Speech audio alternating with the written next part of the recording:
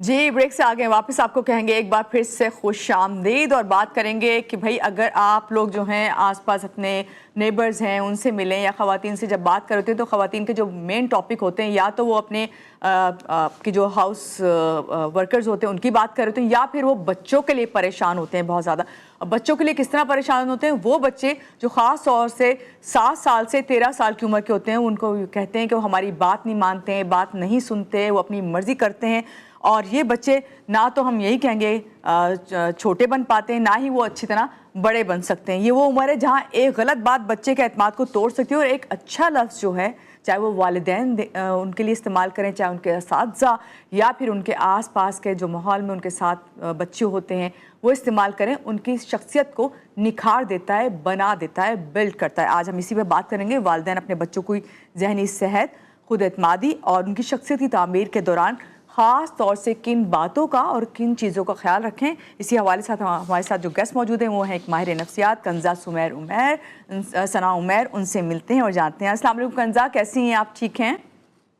मैं बिल्कुल ठीक। आप कैसे मालूम? मैं बिल्कुल ठीक हूँ, सुबह खैर। और ये ऐसा टॉपिक है कंज़ा कि जिस पे मेरा दिल चाहा था जो भी मेरे पास जहन में आ रही है बात वो मैं कर डालूँ ना, लेकिन आपसे यहाँ से बात स्टार्ट करेंगे। जब मैंने जिक्र किया कि 7 से 13 साल के बच्चे, ख़ास तौर से उन पे इस वक्त हमारा फोकस है, बच्चों की शख्सियत किस तरह बनती है और ये उम्र क्यों इतनी सेंसिटिव और हसास मानी जाती है? बेसिकली जो 7 से 13 साल के बच्चे होते हैं, उनमें जो प्रीफ्रंटल कॉर्टेक्स है या जो थिंकिंग ब्रेन है आपका, वो दिमाग का हिस्सा जो लॉजिकल थिंकिंग, प्रॉब्लम सॉल्विंग, इस किस्म की चीज़ों के लिए रिस्पॉन्सिबल होता है, वो बहुत तेज़ी से ग्रो कर रहा होता है। और बच्चों के पास उस टाइम पे इमोशंस, ये वाली स्किल्स सारी की सारी, ये बहुत तेज़ी से आ रही होती हैं। वो सीख भी रहे होते हैं, वो देख भी रहे होते हैं, कॉन्फ्लिक्ट को भी देख रहे होते हैं कि किस तरह सोसाइटी में भी कॉन्फ्लिक्ट है और किस तरह जी। से घर में भी कॉन्फ्लिक्ट है वो वाला। और क्या चीज़ सही है, क्या नहीं है। तो इस एज में अगर आप अपने बच्चों को सही तरीके से उनकी आइडेंटिटी के बारे में सिखाते हैं, इमोशंस के बारे में सिखाते हैं, तो ये उनके लिए बहुत फ़ायदेमंद साबित होती है आगे जाके। इसलिए 7 टू 13 इयर्स या 7 से 13 साल की जो एज है, बिकॉज़ जी। इसमें ब्रेन बहुत तेज़ी से डेवलप हो रहा होता है, इसलिए बहुत इम्पोर्टेंट होती है। अच्छा, ये बताइएगा कंज़ा कि वो कौन सी ऐसी आम गलतियां हैं जो वालिदैन को पता भी नहीं होता, वो लाशऊरी तौर पे उन बच्चों के साथ कर जाते हैं, अगर वो उनको सही कर लें तो बच्चों की जो तरबियत वो बेहतर तरीके से कर सकें या उनकी शख्सियत में निखार आए? सबसे इम्पोर्टेंट चीज़ जो बहुत आराम से नज़रअंदाज करते हैं और हम अपनी तरफ से आज के जो पेरेंट्स हैं वो ये सोच भी रहे होते हैं कि हमने बहुत अच्छा किया अपने बच्चे को अप्रिशिएट करके, उसकी तारीफ करके, अगर उसने कोई काम किया था, हम उसकी पर्सनैलिटी की तारीफ करते हैं, हम उसकी एफर्ट की तारीफ नहीं करते। पर्सनैलिटी की तारीफ करना is not a bad thing, गलत बात नहीं है ये, लेकिन उसमें जो वर्ड्स आप चूज़ कर रहे हैं, अगर वो आप थोड़ा सा स्मार्टली चूज़ करें तो बच्चे का माइंडसेट ग्रोथ वाला माइंडसेट बन सकता है। फॉर एग्जाम्पल हम कह रहे हैं कि तुम बहुत स्मार्ट हो, ठीक है? तुम बहुत अक्लमंद हो, तुम बहुत इंटेलिजेंट हो। ये सही चीज़ है, आप कह सकते हैं बच्चे को, लेकिन साथ में आप ये चीज़ ऐड कर लें कि तुमने इस काम के लिए बहुत अच्छी एफर्ट की है, तुमने इस काम को बड़े अच्छे तरीके हैंडल किया है, तुमने अपने गुस्से को बड़े अच्छे तरीके से मैनेज किया कि तुमने उस बच्चे को कोई जवाब नहीं दिया जो तुम्हें तंग कर रहा था। इससे बच्चे को पता चलता है कि अगर मैं स्मार्ट हूँ, तो मैं किस डायरेक्शन में स्मार्ट हूँ और मैंने किस डायरेक्शन में मज़ीद आगे काम करना है। जी। इससे आपके बच्चे का जो दिमाग है वो ग्रोथ माइंडसेट की तरफ आता है। हम अपने बच्चे को ग्रोथ माइंडसेट की तरफ बहुत कम लेके जाते हैं। अच्छा कंज़ा, अभी देखने में यही बात आती है कि वालिदैन, ख़ास तौर से वालिदैन, ज़ाहिरी बात है कुछ ऐसी गलतियां हैं जिन्हें वो लाशऊरी तौर पे करते हैं, उन्हें पता भी नहीं चलता, जिस तरह मैंने अभी जिक्र भी किया। तो ऐसी कौन सी आदतें हैं वालिदैन को खुद सबसे पहले बदलना चाहिए? आप क्या ड्रॉप करेंगी अगर 3 स्टेप्स कोई हो तो? देखिए, अगर आप एक सिंपल सा फ़ॉर्मूला है, अगर आपको पता है कि आपकी बाउंड्रीज़ क्या हैं, अगर आपको पता है कि आपने अपने इमोशंस को किस तरह से रेगुलेट करना है, उनको मैनेज किस तरह से करना है, जैसे फॉर एग्ज़ाम्पल सबसे आम एक चीज़ जो हमारा इमोशन है गुस्सा।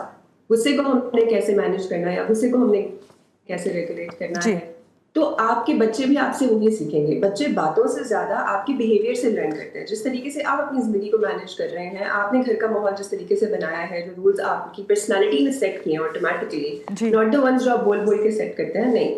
जो आप ऑटोमैटिकली आपके होने से सेट हो रहे हैं रूल्स, वही सारी की सारी चीज़ें आपके बच्चे पिक करेंगे। आपने अपने बच्चे को कॉन्फिडेंस देना है कि अगर कोई उनको अनकंफर्टेबल फ़ील करा रहा है, कोई उनकी बात को वैल्यू नहीं दे रहा, तो वो आपसे आकर बात कर सकें।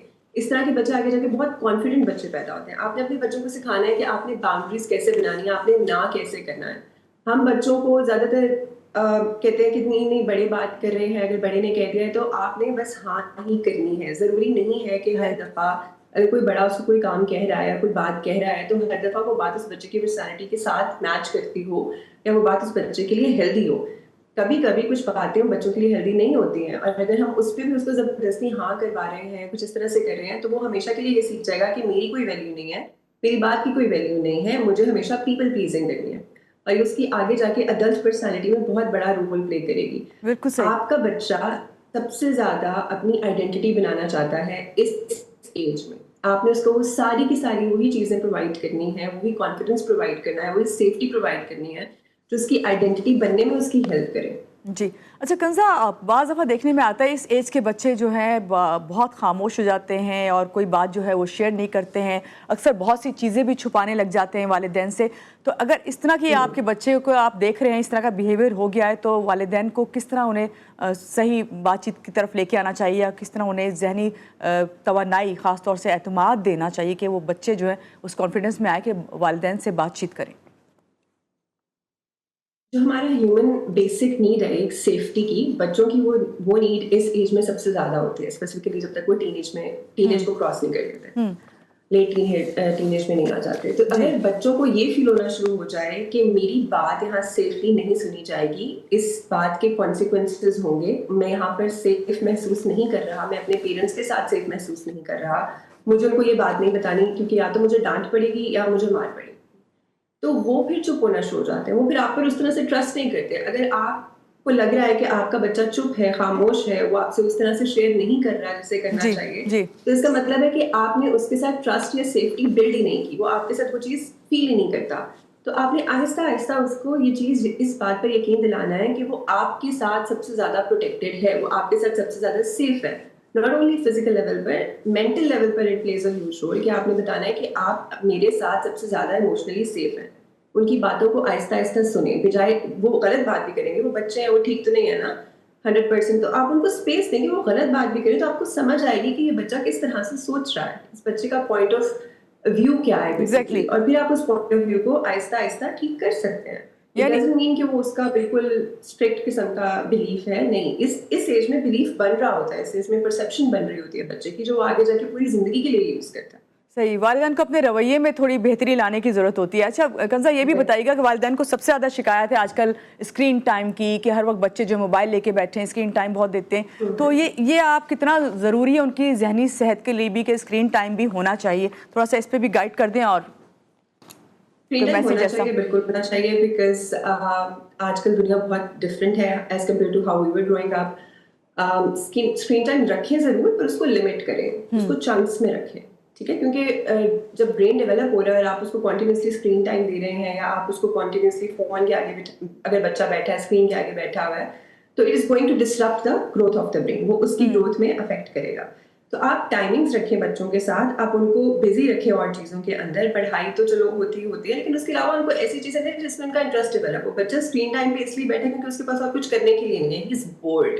आजकल के बच्चे are more intelligent than the previous ages, या जो पिछला टाइम था, पिछले बच्चे थे, उनका दिमाग बहुत तेज चलता है, ठीक है, एंड दे नीड समथिंग कि जिसमें वो बिजी रहे, जिसमें उनका दिमाग बिजी रहे कि अच्छा ये चीज़ कैसे है, ये चीज़ कैसे। जब आप स्क्रीन यूज कर रहे हैं तो आपके ब्रेन के बहुत सारे फंक्शंस एक ही टाइम पर एक्टिव होते हैं। आपने ऐसी चीजें बच्चों को देनी है कि जिसमें उनका इंटरेस्ट हो, कोई फिजिकल एक्टिविटीज हो, बाहर जाके बच्चा खेल रहा है, किसी और एक्टिविटी में बच्चा इन्वॉल्व है, बच्चे से पूछे कि तुम्हें क्या और करना पसंद है, आप उनको रिप्लेस कर सकते हैं।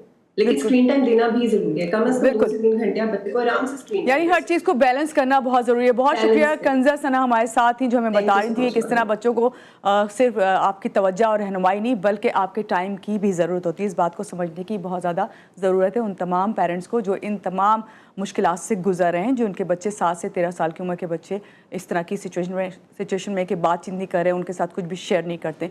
यहाँ लेंगे एक छोटी सी ब्रेक के बाद वापस आते हैं। रहिएगा आप हमारे साथ।